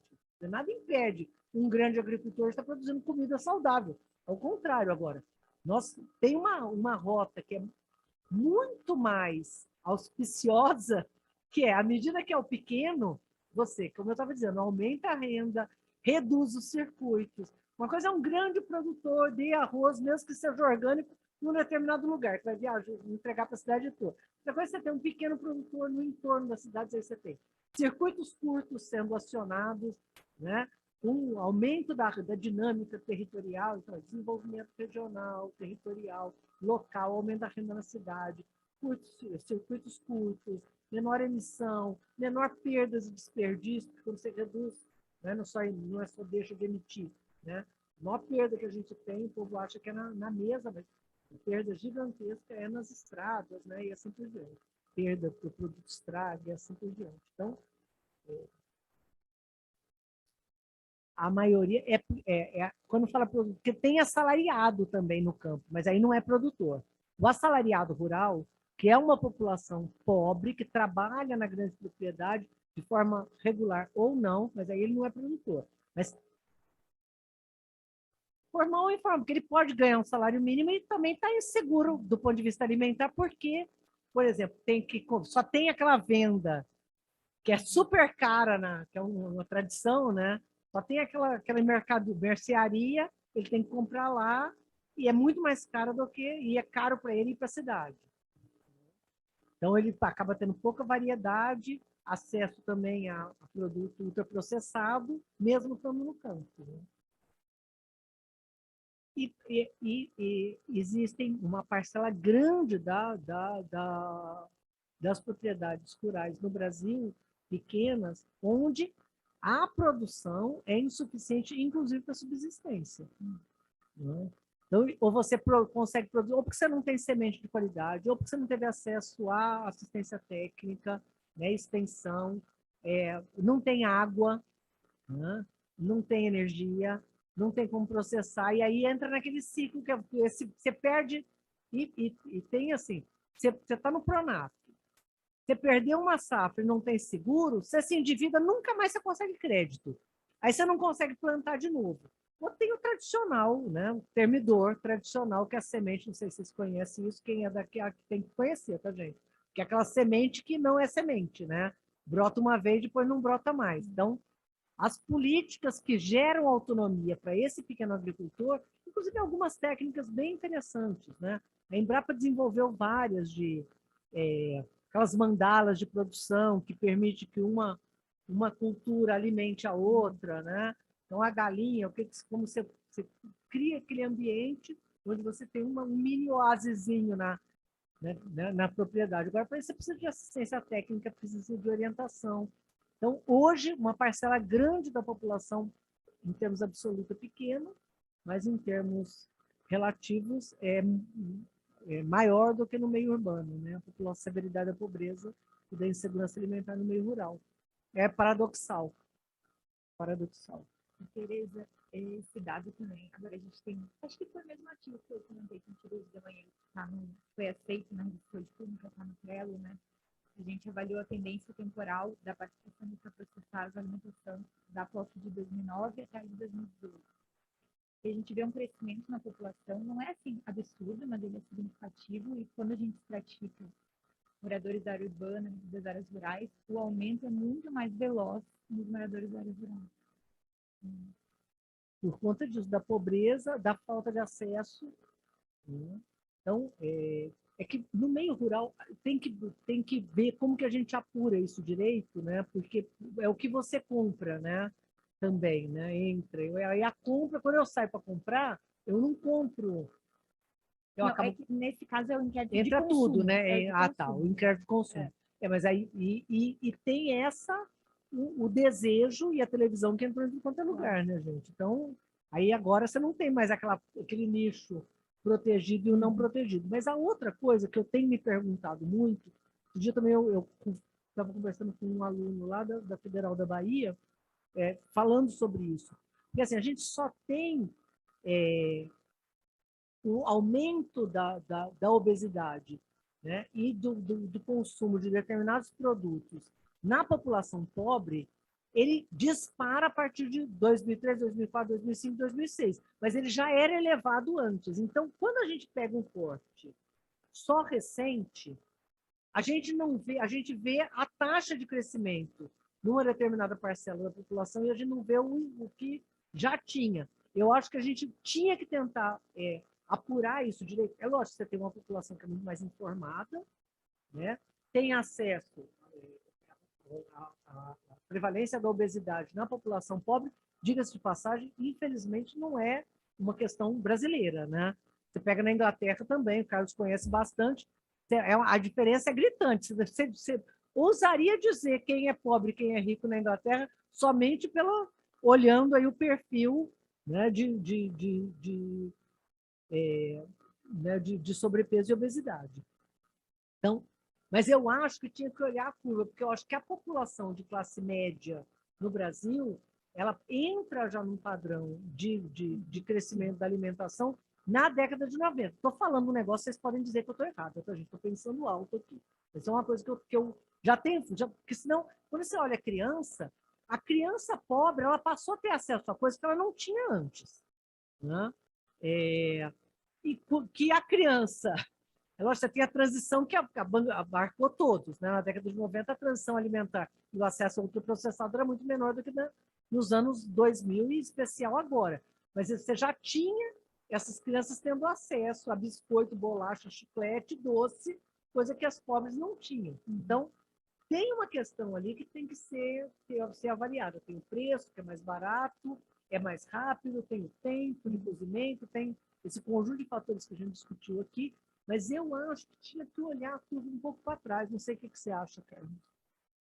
Não, acho que a gente só tem esses dois inquéritos, né, de consumo alimentar individual, né, porque a gente consegue olhar mais para trás realmente o de compras, mas de fato a gente vê que ainda hoje quem come mais o que é processado no Brasil são as pessoas de classe mais alta, né, são os mais ricos, mais escolarizados, da área urbana, moradores do sul e sudeste do Brasil e raça cor branca, né.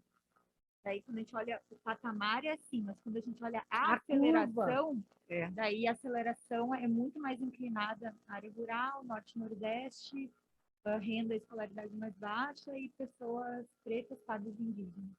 Porque estão tendo acesso, né, num período porque estavam tendo acesso, e agora é porque o não acesso total ao saudável. E a questão é o que ficará dessa tragédia pós-pandemia, queda de renda, se acostumar, né? Porque é isso.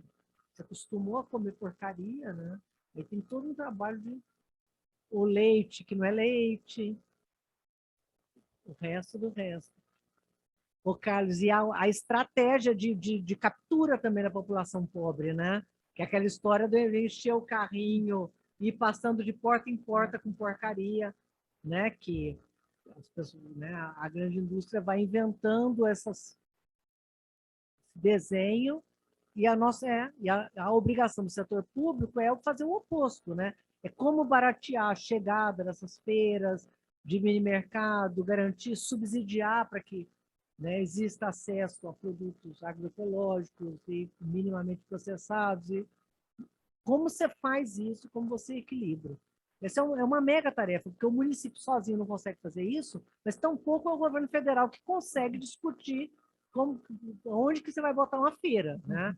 Como você constrói isso como sistema, é um grande desafio, né? Porque o SUS, por exemplo, essa ideia, né?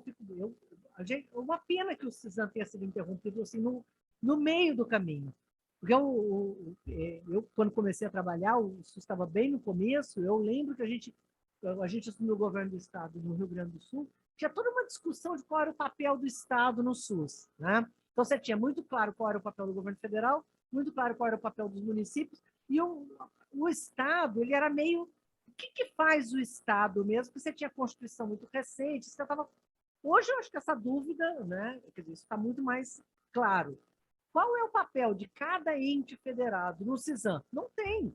Tem gente que acha que a gente tem que fazer restaurante popular. Eu acho que não é. A gente, falando do governo federal. O governo federal tem que fazer restaurante popular. Não tem que fazer restaurante popular. Era só que faltava a gente definir se o restaurante aqui vai ser em Heliópolis ou vai ser... Não, quem tem que decidir é a municipalidade, né? Inclusive porque tem lugar que o restaurante tem que ser no centro da cidade, tem lugar que o restaurante é mais interessante na periferia mesmo. Então, agora, qual é o papel no cofinanciamento? É outra coisa. O governo federal agora vai organizar feira no Brasil? Cozinha comunitária? Não dá, né? Não é essa a lógica. Agora, o que é mesmo? Isso não existe debate sobre isso. Esse debate a gente tem que construir. Ele foi interrompido quando estava nascendo ainda. Essa é a tarefa do CISAM, do futuro CISAM. Ai, não é, Thaís, desculpa, eu olhei de longe, eu cheguei. Obrigada Desculpa.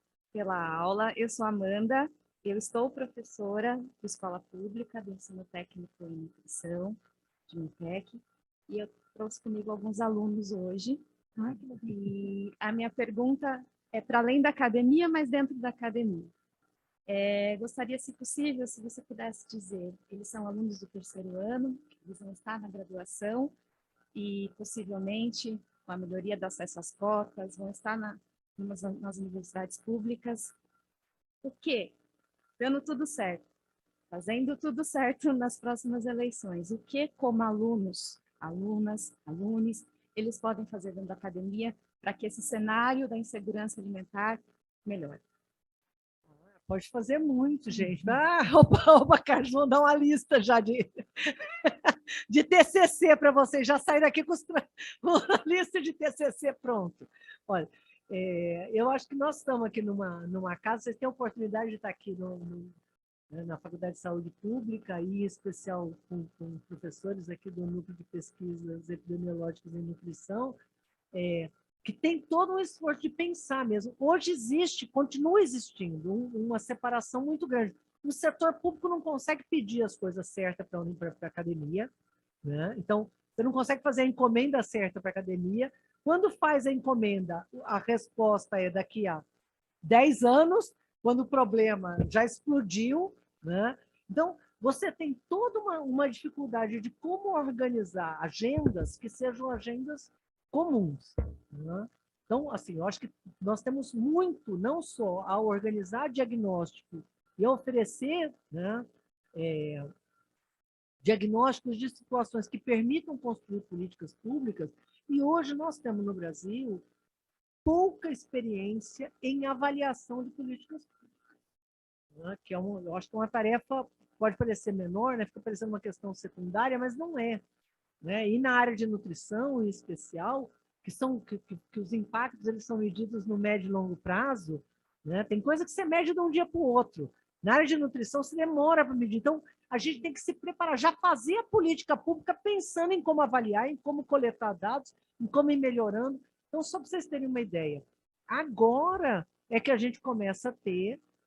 O PNAE é super famoso, né? O Programa Nacional de Alimentação Escolar, em especial esse PNAE versão 2009, que compra da agricultura familiar, super famoso, referência no mundo todo para...